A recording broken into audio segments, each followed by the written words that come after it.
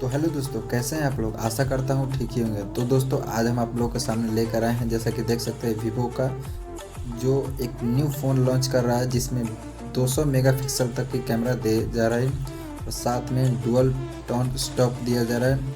और ये कैमरा एक फ्लाइंग कैमरा है, जैसा कि भी आप देख सकते हैं। उसके बाद ये 3 कलर में आया है, येलो, और ये रहा आपका ब्लैक ब्लू।